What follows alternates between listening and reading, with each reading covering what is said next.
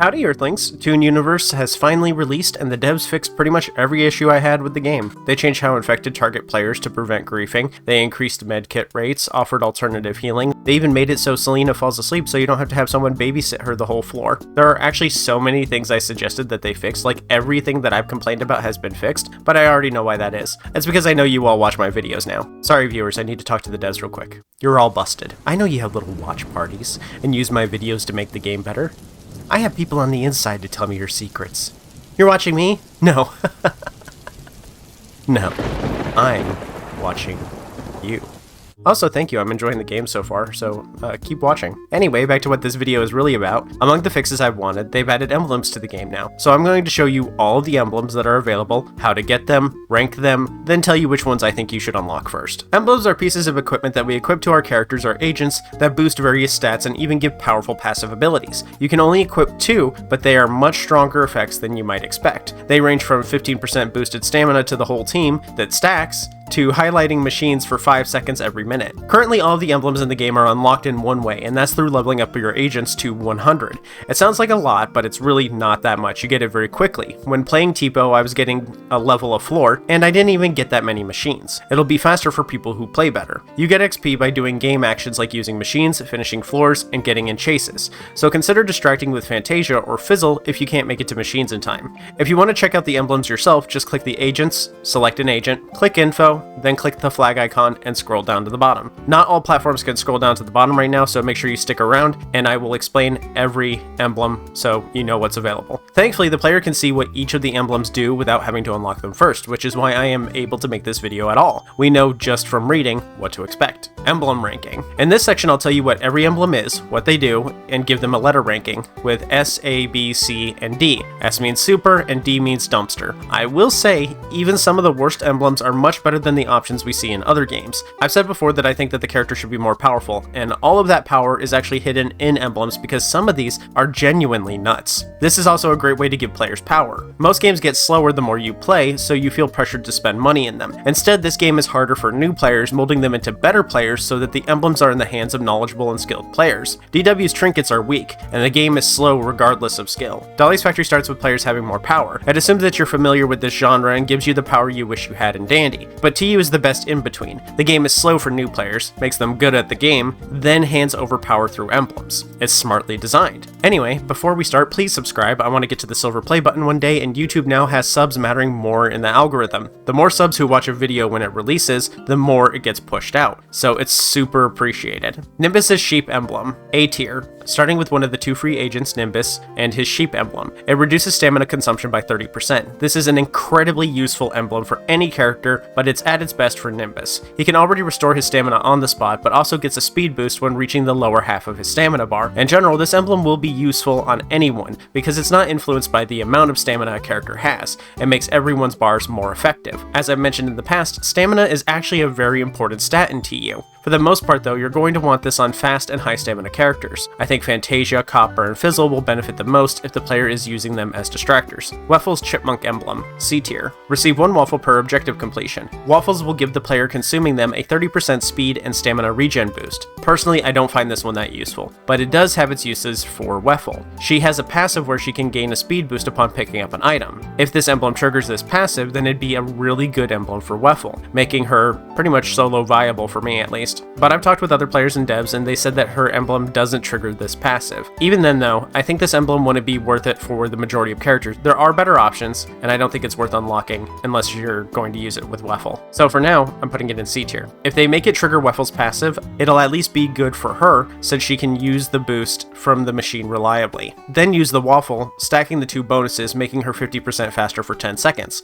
The devs don't need to worry about this speed being abused as it'll only come from finishing a machine, meaning players can't use it reliably to force Waffles to be a distractor. It's not something that could be exploited. Tipo's Tadpole emblem, S tier. I'm not joking when I say that this is one of the best, if not the best emblem in the game. This emblem increases the team's maximum stamina by 15%. Of course, this rocks. I don't need to tell you how awesome this is. It gets crazier though. Staff said that it stacks. That means that 10 players equipping it will give the whole team a 150% stamina boost. That's 250 stamina on the lower characters, plus an additional 5% 25% stamina boost per boosting card and runs. Squiddle's Squid Emblem, C tier. This emblem gives a 15% head start on extracting. The wording on this one is very specific.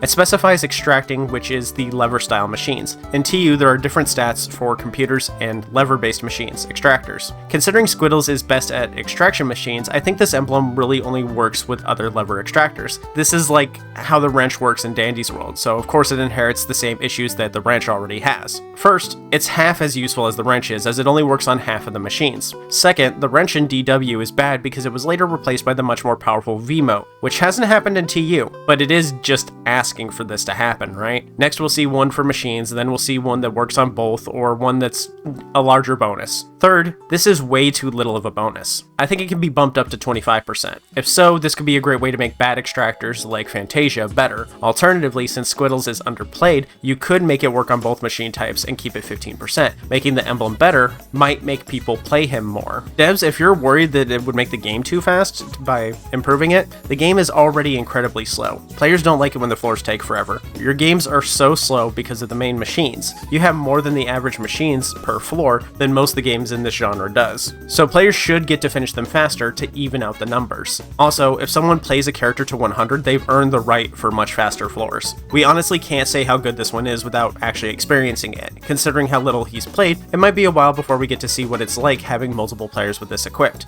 But there is, for sure, a better option on the list, which we'll get to eventually. It's the last one on the list, unfortunately. Patcher's Bear Emblem, B tier. Every 5 floors, the player will receive a healing item as long as they have an empty slot. The item given is based on RNG, where you have a 3/4 chance of getting band-aids and a 1/4 chance to receive medkits. I thought at first that this was busted, but considering most players in DW can't make it past 5, then maybe a free heal is kinda necessary. If you're at the point that you have Patcher and his emblem, then you probably don't need this many heals. I also worry that this emblem may make Patcher obsolete, at least for a skilled team. This does address my issue with the shop not having enough heal items for the team. I honestly feel a little spoiled with how many things I've asked for getting fixed. I think this emblem is one players will eventually outgrow, and that's totally fine. Not every emblem has to be good. Newer players will find this to be good, but skilled players will get more than enough healing from floor rewards, cards, and the shop. Personally, it's rare for me to not have any meds in my inventory as is, so I don't find this one particularly useful, but I can see a lot of players getting use out of it. I think there are other emblems that I'd use instead though. But when compared to the other healing emblem,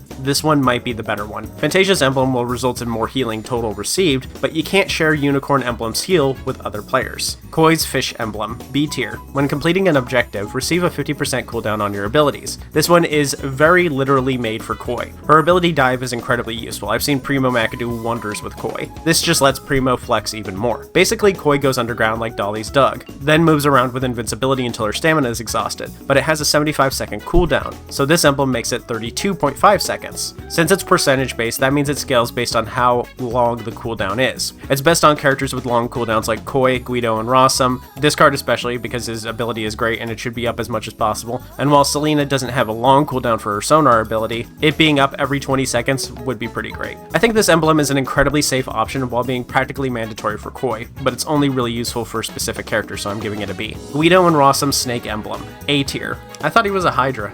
Every minute, machines will be highlighted and you can see them through walls. This is basically a weaker version of V's passive from Dandy's world. Weaker because it takes longer before it activates. But it has one big thing going for it. It's an emblem, meaning it can be used by anyone. This is what I mean by the emblems being powerful. Snake Emblem is just someone's ability. People will dedicate their lives to playing a character just because of an ability like this, so being able to use it on anyone, well, it's going to make choosing emblems a tough decision. But this is an emblem that's most useful for people with less game knowledge. As you play more, you'll learn the machine spawns and this won't be as needed. I think it's A tier, but some are going to consider this a must just to play. Bizzle's Lizard Emblem. Lizard, lizard, lizard, lizard, lizard, lizard, lizard, lizard, lizard. B tier. For the first 2 minutes of a floor, the wearer won't lose stamina. This is an emblem very specifically for people who wish to distract. It's a good emblem, but it's not usable for most. It's a D tier for non-distractors, but for distractors it's definitely up there. We won't know how useful this is for sure though until we can see it in action more, so B for now. Discard's Dolphin Emblem, C tier. Items that boost hacking and extracting will be 20% stronger for the team. On paper, this doesn't sound useful as most will fill their inventory with healing items,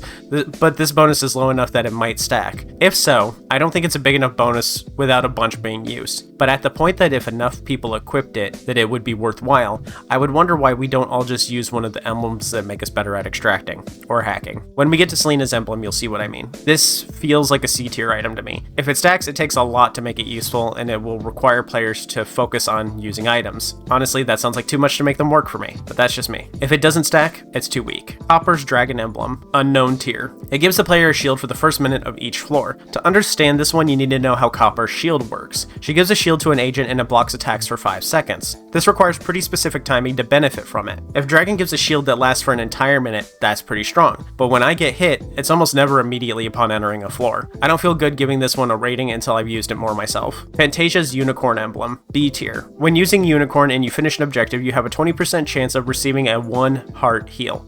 I have a very complex relationship with Fantasia's ability, which works very similarly to this emblem. Fantasia's ability Magic Trick will give an agent a random stat boost on an 85% chance, or heal for 1 heart on a 15% chance, 20-second cooldown. As an ability, I think it's bad because it encourages a playstyle that's boring and bad for the health of the game. If her ability even had a 5% chance to heal, the fan player would be expected to babysit low health players. This takes 2 players out of the game minimum. As an emblem, it completely removes Fantasia from the equation and means the player has to actually play the game to get healed. It'll be great for solo players, as they'll get the most machines. For co-op, it's less useful depending on your party size. The more players, the less likely you are to even see a machine. But I wouldn't roast you for using this one. It's good. Personally, I'd still use stuff to make my floor progress faster, but it's a great safety net. Selena's Bat Emblem, S tier. 15% increased speed on objectives. Note the use of the word objectives. That means both computers and extractors. This is a must for everyone to get. You can use it to make extractors and hackers do their job better while also making up for whichever machine they're not as good at. You can use it to make Fantasia and Guido better with extractors while boosting the one that they're already good at. This one is useful across the board except for people who are really going all in on distracting. You'll see the biggest results on this one with Guido and Rossum, Discard, and Koi, but it's good for everyone that's expected to use a machine. Which emblems do I get first? The ones you should get first are Tadpole, Bat, and then Unicorn or Bear, and maybe Snake. Snake will be more useful the earlier you get it. Selena will take a long time to unlock. I'd start with going for either T-Pose, Patchers, or Guido and Rossums because you'll unlock them early on. Then when you finally can get Selena, work on hers ASAP.